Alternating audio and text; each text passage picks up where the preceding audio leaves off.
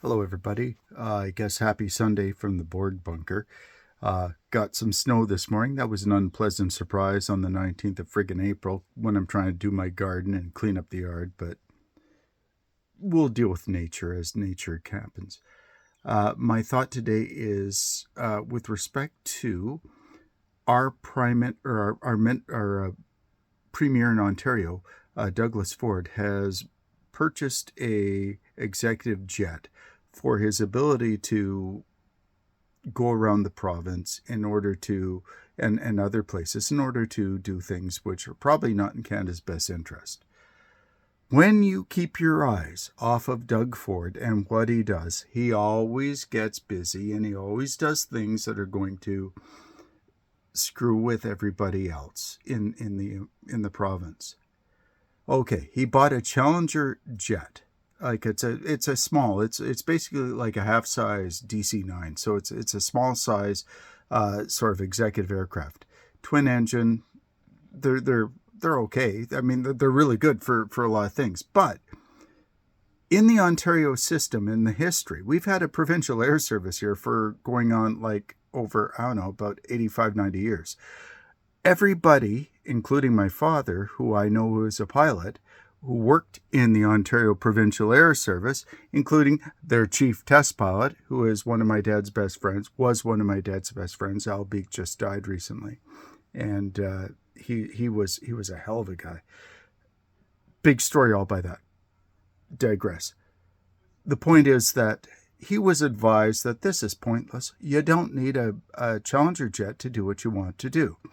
The job of the Ontario Provincial Air Service is to do several things. It's to maintain natural resources. It's run basically out of the Ministry of Natural Resources. So the job of the Air Service in Ontario, which used to be called the OPAS, the Ontario Provincial Air Service, which my grandpa founded, was designed to provide an air service for the Ontario government that regulated and could control and provide assistance and support to every place in Ontario, from the bottom of Point Pelee Park right up to the Hudson Bay shore. This was the mandate. They do the water bombing, the air transport, coordinating a lot of provincial functions that must be done this way. They always had something, and they looked at this because you do need an executive function with respect to an air service for a province that's so big, because you need to be able to get from point A to B very quickly. But you can do that with a Beech King Air, twin turboprop or Lycoming motors or whatever. You don't need a frickin' super fancy G5 style Challenger jet in order to do this. And the fact that the Premier is now doing this on his own and authorizing this for his personal use is completely new in Ontario. It used to be that if the Premier wanted to get up to the cottage or go somewhere up north and talk to people up north when he had to do his job, what they would do is they would retask like a Twin Otter or sometimes a lot of Beavers and Turbo Beavers and things like that. We're talking about the aircraft that were tasked for other purposes that were just repurposed for the temporary job of driving the boss from point A to point B, because that's all you need. What we're saying here is Trump is going full USA on this stuff. He wants his own private plane. I believe the director of Homeland Security had an issue with that not too long ago in the United States, having access to that. We don't need a flying bordello. I don't think Ford would do that, but, well, here we are. And he's buying a jet, and you're paying for it, and I'm paying for it. And I don't know. I'm looking at the schools, and I'm thinking to myself, that money could basically be vastly better spent buying fucking pencils for students in our schools than it would be going to a goddamn Challenger jet for the Premier of Ontario to jet around the province and back down into the States and, basically undermine our democracy. I'm a little bitter about this. So that's just my thoughts at this point. But just something to pay attention to. Don't whenever we take our eyes off of Doug Ford, he always has the tendency to start to do sneaky stuff. This is his modus operandi. He's always done this. He was like this back in the 80s in high school. This is how he acts.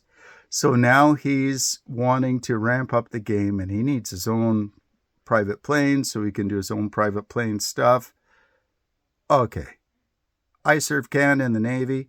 I was more than happy to take an Air Canada charter flight across the entire country back and forth because it beat a Hercules.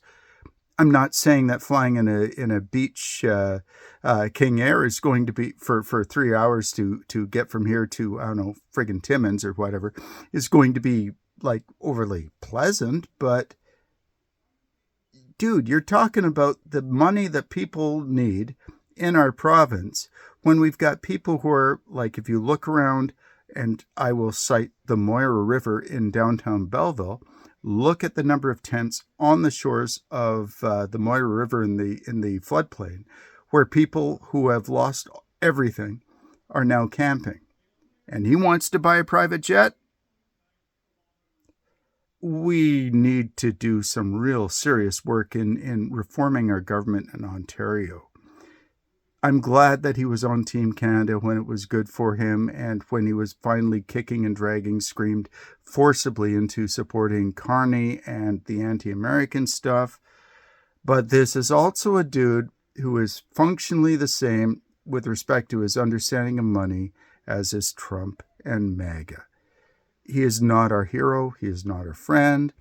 We can control him because he's smart enough, unlike those guys, to realize that if you absolutely kill the golden goose, you run into problems.